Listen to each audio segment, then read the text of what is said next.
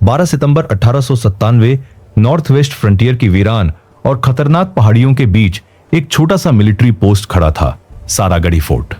लेकिन उसी सुबह अचानक 10,000 से भी ज्यादा अफरीदी और औरकजई पठानों की विशाल सेना ने इस छोटे से किले को चारों तरफ से घेर लिया। उनका इरादा साफ था, इस मिलिट्री पोस्ट पर कब्जा करना, और उन्हें अपनी जीत लगभग तय लग रही थी, क्योंकि इस किले की रक्षा में ब्रिटिश इंडियन आर्मी के केवल 21 सिख सैनिक ही तैनात थे। एक तरफ 10,000 पठान और दूसरी ओर केवल 21 सिख, यानी हर एक सिख सैनिक का मुकाबला लगभग 500 दुश्मनों से था। लेकिन इसके बावजूद एक भी सिख सैनिक न डरा और न ही किसी ने पोस्ट छोड़कर भागने के बारे में सोचा। उन 21 सिख जवानों ने अपनी पग को अपनी जान से भी ऊपर रखा और मरने मारने की कसम खाकर युद्ध के लिए तैयार हो गए। हवलदार ईश्वर सिंह के नेतृत्व में सभी सिख सैनिक एकजुट होकर खड़े हो गए और फिर गूंज उठा वो नारा जिसने इतिहास रच दिया, जो बोले सो निहाल सत श्री अकाल। और फिर ये 21 वीर 10,000 के तूफान पर बिजली बनकर टूट पड़े। सिखों की हर गोली और हर वार दुश्मनों के लिए सीधे मौत का पैगाम बन गया। सिखों की इस अद्भुत बहादुरी को देखकर पठान भी दंग रह गए। जो लड़ाई उन्हें सिर्फ कुछ मिनटों की लग रही थी, वो देखते ही देखते पूरे 7 घंटों तक चलती रही। दुश्मन के हमलों से सिखों की संख्या लगातार घटती जा रही थी, लेकिन जब तक उनकी रगों में खून की एक भी बूंद बाकी थी, वे डटकर लड़ते रहे। और जब सिखों की गोलियां खत्म हो गई तो उन्होंने अपनी राइफलों के बेनेट से दुश्मनों को चीरना शुरू कर दिया। किसी सिख सैनिक ने अकेले ही 20 पठानों को मौत के घाट उतार दिया, तो किसी ने मौत के सामने भी मुस्कुराते हुए लड़ाई जारी रखी। ये सिर्फ एक जंग नहीं थी, ये बलिदान की वो मिसाल थी जिसे दुनिया ने पहले कभी नहीं देखा था। इस वीरता को पूरी दुनिया ने सलाम किया और यूनेस्को ने इसे दुनिया के 8 सबसे महान सामूहिक वीरता के कार्यों में शामिल किया। लंदन गैजेट ने लिखा, जिस सेना में सिख सैनिक लड़ रहे हों उसे कोई हरा नहीं सकता।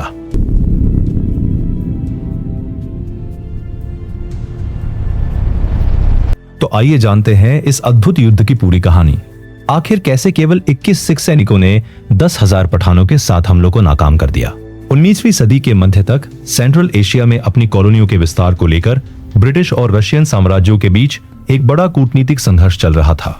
इतिहास में इस खतरनाक रणनीतिक टकराव को द ग्रेट गेम के नाम से जाना जाता है।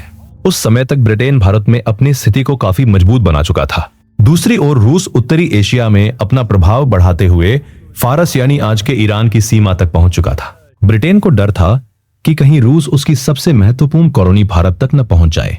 इसी खतरे को देखते हुए ब्रिटेन ने अफगानिस्तान को एक बफर स्टेट के रूप में इस्तेमाल करने की नीति अपनाई। कई युद्धों के बाद अंग्रेजों ने अफगानिस्तान में अपना प्रभाव बढ़ाया और वहां अपने हितों के अनुसार शासक को सत्ता में बैठाया। इसके बाद अंग्रेजों ने अपनी सैन्य ताकत दिखाकर बलूचिस्तान और नॉर्थ वेस्ट फ्रंटियर प्रांत पर अपना नियंत्रण स्थापित कर लिया। नॉर्थ वेस्ट फ्रंटियर प्रांत के इन दुर्गम पहाड़ी इलाकों में औरकजई और अफरीदी जनजातियां रहती थी। इन जनजातियों को अपनी जमीन पर किसी भी बाहरी हस्तक्षेप को बिल्कुल मंजूर नहीं था। उन्होंने ब्रिटिश मौजूदगी को अपनी आजादी पर हमला माना और ब्रिटिश चौकियों और व्यापारिक रास्तों पर हमले शुरू कर दिए। इन हमलों को रोकने और इस पूरे इलाके को सुरक्षित करने के लिए अंग्रेजों ने फॉरवर्ड पॉलिसी अपनाई। इसके तहत अंग्रेजों ने इलाके में मौजूद कई किलों को सैन्य चौकियों में बदलना शुरू किया। इनमें सबसे महत्वपूर्ण थे फोर्ट लॉकहार्ट और फोर्ट गुलिस्तान, जिन्हें कभी सिख सम्राट महाराजा रणजीत सिंह ने बनवाया था। लेकिन इन दोनों किलों के बीच कई मील की दूरी थी और बीच का रास्ता खतरनाक पहाड़ों और चट्टानों से भरा हुआ था। इसी समस्या को हल करने के लिए 1894 में अंग्रेजों ने इन दोनों किलों के बीच मौजूद सारागढ़ी पोस्ट को एक हेलियोग्राफिक कम्युनिकेशन सेंटर में बदल दिया। हीलियोग्राफ की मदद से दर्पण के जरिए सूरज की रोशनी को फ्लैश में बदलकर मोर्स कोड के रूप में संदेश एक पोस्ट से दूसरे पोस्ट तक भेजे जाते थे। इस तरह अंग्रेजों ने तीनों पोस्टों को विजुअल सिग्नल के जरिए एक दूसरे से जोड़ दिया। करीब 3 सालों तक यह व्यवस्था सफलतापूर्वक चलती रही और अंग्रेजों ने पूरे नॉर्थ वेस्ट फ्रंटियर को अपने नियंत्रण में रखा। लेकिन धीरे धीरे औरकजई और अफरीदी जनजातियों में अंग्रेजों के खिलाफ गुस्सा बढ़ता जा रहा था। उनके इस गुस्से को भड़काने के लिए एक धार्मिक नेता मुल्ला ऑफ हद्दा सामने आया। उसने अफरीदी और औरकजई जनजातियों को एकजुट कर लगभग 10,000 योद्धाओं की सेना तैयार कर ली और 1897 में अंग्रेजों के खिलाफ एक बड़े विद्रोह की शुरुआत हो गई। इस विद्रोह को दबाने के लिए अंग्रेजों ने लेफ्टिनेंट कर्नल जॉन हॉटन के नेतृत्व में 36वीं सिख रेजिमेंट की 5 कंपनियों को रणनीतिक स्थानों पर तैनात कर दिया। शुरुआती दिनों में ब्रिटिश सेना और अफरीदी औरकजई जनजातियों के बीच छोटे मोटे टकराव लगातार होते रहे। लेकिन 3 सितंबर 1897 को पठानों ने फोर्ट गुलिस्तान पर पहला बड़ा हमला कर दिया। और फिर 9 सितंबर को उन्होंने एक बार फिर उसी किले पर दूसरा जोरदार हमला किया। उस समय फोर्ट गुलिस्तान के रक्षा की जिम्मेदारी मेजर चार्ल्स डेवॉय के हाथों में थी। उनके नेतृत्व में तैनात 166 सिख सैनिकों ने बहादुरी से लड़ते हुए पठानों को किले से पीछे हटने पर मजबूर कर दिया। सिख सैनिकों की इस बहादुरी के सामने पठानों को पीछे हटना पड़ा। इन हमलों से सतर्क होकर मिशन के commander lieutenant colonel John Houghton ने सुरक्षा और कम्युनिकेशन को और मजबूत करने का फैसला किया। इसीलिए सारागढ़ी पोस्ट पर कुछ और सैनिक भेजे गए और वहां तैनात सिख सैनिकों की संख्या बढ़कर 21 हो गई। 2 बार हारने के बाद भी पठान हार मानने वाले नहीं थे। वे एक और बड़े हमले की तैयारी कर रहे थे। अब तक उन्हें समझ आ चुका था कि उनके हर हमले के असफल होने की सबसे बड़ी वजह सारागढ़ी की सिग्नल पोस्ट थी, क्योंकि जब भी वे किसी एक किले पर हमला करते, सारागढ़ी से तुरंत दूसरे किले को सिग्नल भेज दिया जाता था और कुछ ही समय में वहां से सैनिकों की मदद पहुंच जाती थी। इस बार पठानों ने योजना बनाई कि पहले सारागढ़ी पोस्ट को ही अलग थलग कर दिया जाए, ताकि तीनों किलों के बीच की कम्युनिकेशन लाइन पूरी तरह टूट जाए। और फिर 12 सितंबर 1897 को 10,000 से भी ज्यादा पठान योद्धाओं की विशाल सेना सारागढ़ी की ओर बढ़ चली। कुछ ही समय में 10,000 से ज्यादा सैनिकों ने सारागढ़ी को चारों ओर से घेर लिया और उसे बाकी दोनों किलों से पूरी तरह अलग कर दिया। अब सारागढ़ी की सुरक्षा की जिम्मेदारी केवल 21 सिख सैनिकों के कंधों पर थी। करीब 6,000 फीट की ऊंचाई पर बना यह छोटा सा किला दुर्गम पहाड़ियों के बीच स्थित था। इस किले में एक ब्लॉक हाउस और दीवारों में बने लूप होल रैम्पार्ट्स थे, जहां से सैनिक दुश्मनों पर नजर रख सकते थे। भले ही यह एक छोटी पोस्ट थी, लेकिन हेलियोग्राफ कम्युनिकेशन सेंटर होने के कारण यह रणनीतिक रूप से बेहद महत्वपूर्ण थी। यहां तैनात 21 सिख सैनिकों का नेतृत्व हवलदार ईश्वर सिंह कर रहे थे। इन सिख सैनिकों के पास मार्टिनी हेनरी 303 राइफलें थी, जो हर मिनट लगभग 10 राउंड फायर कर सकती थी। हर सैनिक के पास लगभग 400 गोलियां थी, जिनमें से 100 उनकी जेब में और 300 इमरजेंसी रिजर्व में रखी जाती थी। 12 सितंबर 1897 की सुबह ठीक 8 बजे जब हवलदार ईश्वर सिंह ने अपनी दूरबीन से उत्तर दिशा की ओर देखा, तो सामने का दृश्य देखकर उनकी आंखें खुली की खुली रह गईं। दूर पहाड़ों के पार हवलदार ईश्वर सिंह ने देखा कि लगभग 10,000 पठानों की विशाल सेना 14 लश्करों में बंटकर झंडों, भालों और बंदूकों के साथ तेजी से सारागढ़ी की ओर बढ़ रही थी। दूरबीन से देखने पर पहाड़ों के बीच फैली दुश्मन की यह विशाल सेना साफ दिखाई दे रही थी। कम्युनिकेशन पोस्ट पर तैनात सिपाही गुरमुख सिंह ने तुरंत हेलियोग्राफ के जरिए फोर्ट लॉकहार्ट को आपातकालीन संदेश भेजा। यह संदेश फोर्ट लॉकहार्ट में मौजूद लेफ्टिनेंट कर्नल जॉन हॉटन तक पहुंच गया। मैसेज मिलते ही कर्नल हॉटन ने तुरंत सैनिकों की एक टुकड़ी को सारागढ़ी की मदद के लिए भेजने की कोशिश की, लेकिन पठानों ने पहले ही फोर्ट लॉकहार्ट और सारागढ़ी के बीच की सप्लाई लाइन को काट दिया था। अब कर्नल हॉटन के पास कोई विकल्प नहीं बचा था, इसलिए उन्होंने सारागढ़ी को संदेश भेजा, होल्ड पोजीशन। अब इन 21 सिख जवानों के पास सिर्फ 2 रास्ते थे, या तो सरेंडर करके अपनी जान बचा ले, या फिर आखिरी सांस तक लड़ते हुए अपने कर्तव्य को निभाएं। हवलदार ईश्वर सिंह ने अपने सभी साथियों को किले के आंगन में इकट्ठा किया। उन्होंने अपने साथियों से पूछा, क्या हमें इस पोस्ट को छोड़कर अपनी जान बचा लेनी चाहिए या फिर आखिरी सांस तक मोर्चा संभालना चाहिए? कमांडर का सवाल सुनते ही सभी सिख सैनिक एक साथ जोर से चिल्लाए, हम मोर्चा नहीं छोड़ेंगे। टुकड़ी का हर सैनिक ईश्वर सिंह को अपने पिता के समान मानता था। ईश्वर सिंह इस इलाके में कई लड़ाइयां लड़ चुके थे और इस पहाड़ी क्षेत्र की हर स्थिति से भली भांति परिचित थे, और अब दुश्मन की सेना तेजी से किले के बेहद करीब पहुंचती जा रही थी। हवलदार ईश्वर सिंह ने एक सिपाही को बिगुल बजाने का आदेश दिया और युद्ध की तैयारी शुरू हो गई। इसके बाद उन्होंने अपनी टुकड़ी को 2 हिस्सों में बांट दिया। एक टुकड़ी को बैठकर फायरिंग पोजीशन लेने का आदेश दिया गया, जबकि दूसरी टुकड़ी को खड़े होकर दुश्मन की हर गतिविधि पर नजर रखने के लिए तैयार रहने को कहा गया। सुबह के 9 बजे तक पठान लड़ाके किले के बिल्कुल करीब पहुंच चुके थे। तभी पठानों का एक सैनिक सफेद झंडा लेकर किले की ओर बढ़ा। उसने पश्तो में चिल्लाकर कहा, हमारी तुमसे कोई दुश्मनी नहीं है, हमारी लड़ाई अंग्रेजों से है।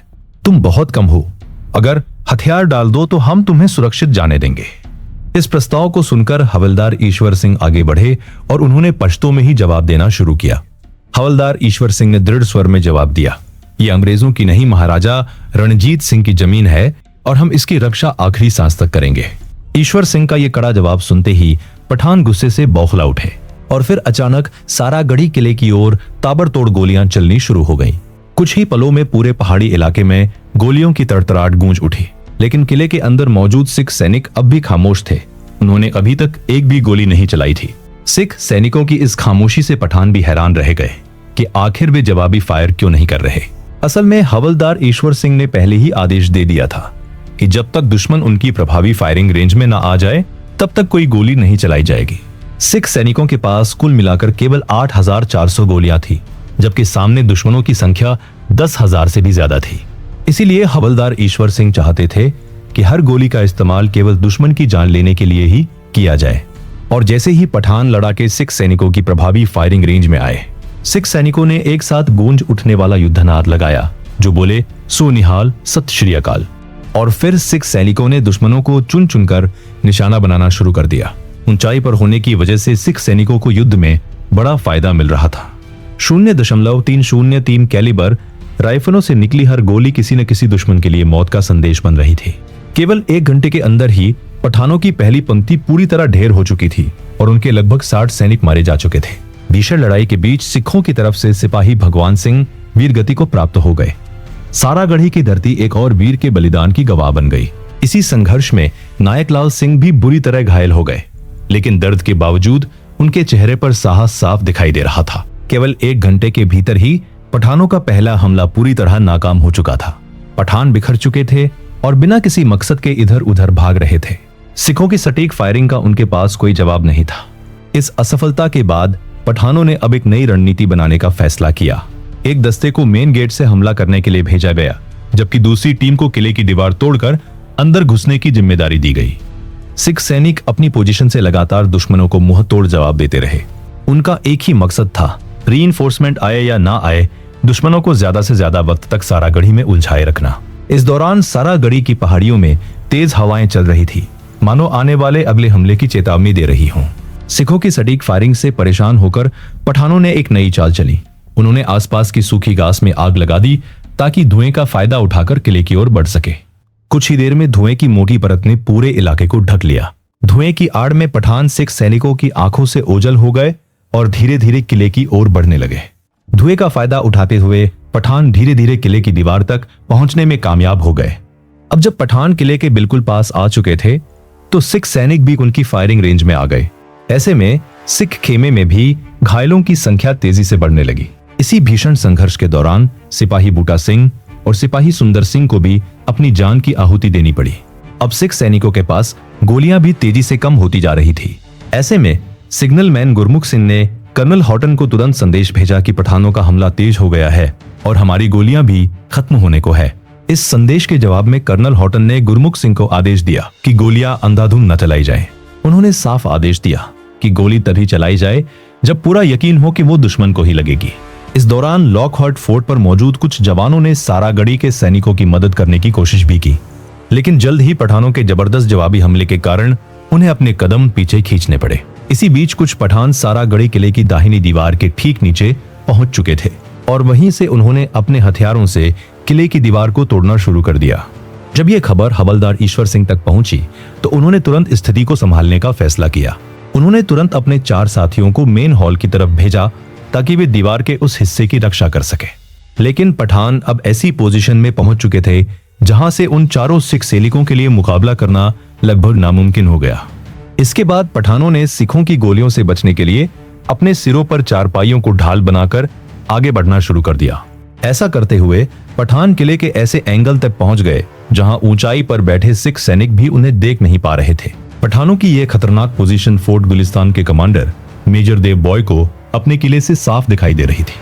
उन्होंने तुरंत सारागढ़ी किले को चेतावनी देने के लिए सिग्नल भेजे, लेकिन उस समय गुरमुख सिंह लॉकहार्ट फोर्ट से आ रहे सिग्नल पढ़ने में व्यस्त थे, इसलिए यह चेतावनी नजरअंदाज हो गई। इसी बीच किले के मेन ब्लॉक में पठानों और सिख सैनिकों के बीच भीषण संघर्ष जारी था। इस संघर्ष में 4 सिख सैनिकों में से 3 साहिब सिंह, जीवन सिंह और दया सिंह वीर गति को प्राप्त हो गए। अब मेन ब्लॉक में केवल लॉन्स नायक चंदा सिंह अकेले रह गए थे। यह स्थिति देखकर ऊपर पोजीशन लिए हवलदार ईश्वर सिंह और उनके साथी अपनी पोजीशन छोड़कर मेन ब्लॉक की ओर आ गए। लेकिन अब सिख सैनिकों के पास गोलियां लगभग खत्म हो चुकी थी। घमासान युद्ध को अब 3 घंटे से भी ज्यादा समय हो चुका था। जहां युद्ध की शुरुआत में 21 सैनिक थे, वहीं अब उनकी संख्या घटकर केवल 10 रह गई थी। इस दौरान सिख सैनिकों ने पठानों के कई हमलों को बहादुरी से नाकाम कर दिया, लेकिन इस समय तक पठान किले की दीवार में इतना बड़ा सुराग कर चुके थे कि अब वे उससे अंदर घुसने लगे।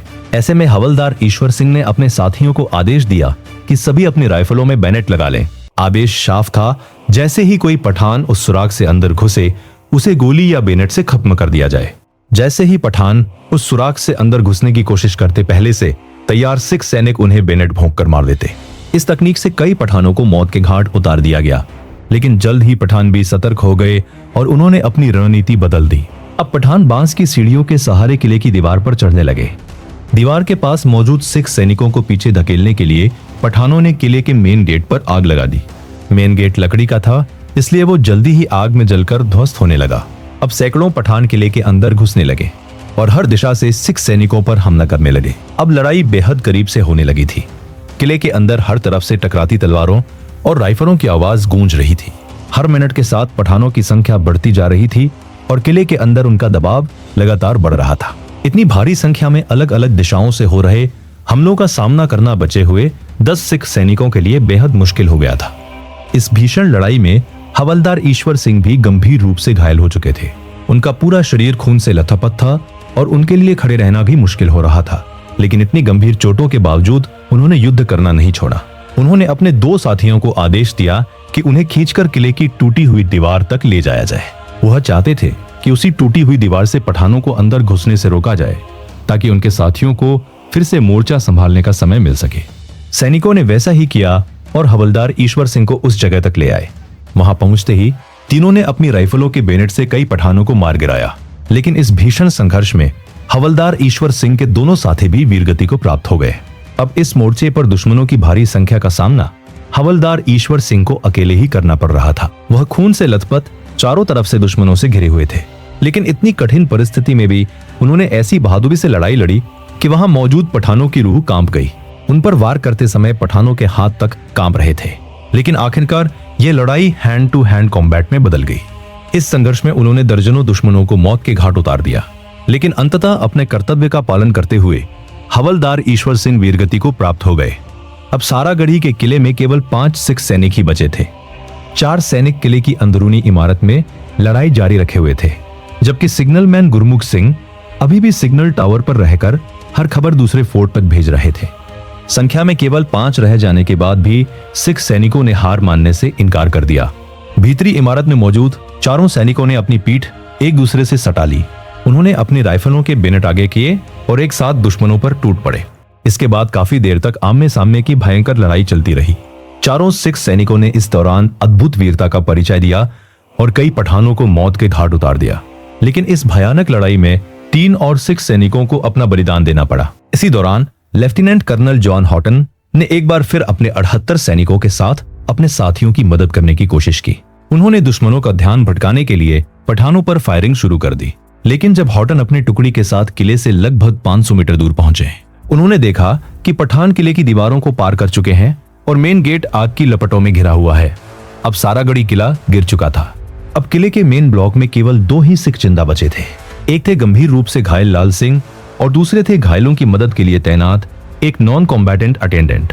उस समय ब्रिटिश फौज के नियमों के अनुसार नॉन सोल्जर पर्सनल को हथियार उठाने की अनुमति नहीं थी। लेकिन अपना अंत करीब देख उस नॉन सोल्जर ने भी राइफल उठा ली।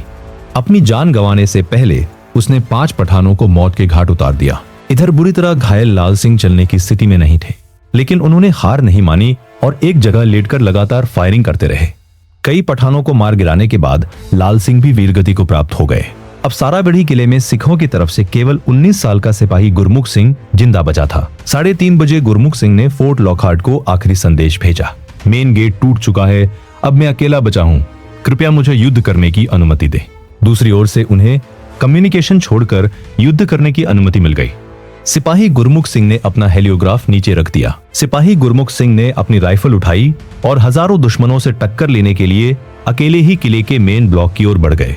जब वह वहां पहुंचे तो पूरा किला लाशों की कब्रगाह बन चुका था। वहां सैकड़ों पठानों की लाशों के साथ साथ उनके सभी साथियों के पार्थिव शरीर भी पड़े थे, जिन्होंने बहादुरी से लड़ाई लड़ी थी।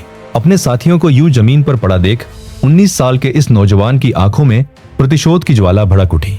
उन्होंने तुरंत किले के रेस्ट रूम में पोजीशन ले ली और वहीं से उन्होंने दुश्मनों पर अंधाधुंध गोलीबारी शुरू कर दी। लगातार जो बोले सो निहाल सत श्री अकाल का जयकारा लगाते हुए वो दुश्मनों पर टूट पड़े। देखते ही देखते उन्होंने अकेले ही 20 से ज्यादा पठानों को मौत के घाट उतार दिया। हजारों दुश्मनों के बीच आज उनका ऐसा खौफ था कि जब तक उनके हाथ में राइफल रही कोई उनकी ओर बढ़ने की हिम्मत नहीं कर पाया। लेकिन एक अकेला सैनिक आखिर कब तक हजारों दुश्मनों से लड़ सकता था। चारों ओर से बरसती गोलियों के बीच सिपाही गुरमुख सिंह गंभीर रूप से घायल हो चुके थे, लेकिन उनकी राइफल तब तक गरजती रही जब तक उनके शरीर में अंतिम सांस बाकी थी। सिपाही गुरमुख सिंह के सर्वोच्च बलिदान के साथ ही सारागढ़ी का किला पठानों के कब्जे में चला गया। पठानों ने जिस लड़ाई को कुछ ही मिनटों में खत्म करने की सोची थी, 21 सिखों ने उसे पूरे 7 घंटों तक खींच दिया। इन मात्र 21 सिख सैनिकों ने करीब 600 दुश्मनों को मार गिराया और सैकड़ों को घायल कर दिया। 21 सिखों की इस वीरता और बलिदान को आज भी दुनिया के सबसे महान लास्ट स्टैंड्स में गिना जाता है। अपने सैकड़ों साथियों को खोने और 7 घंटे तक चले इस युद्ध के बाद पठानों का मनोबल भी टूट चुका था।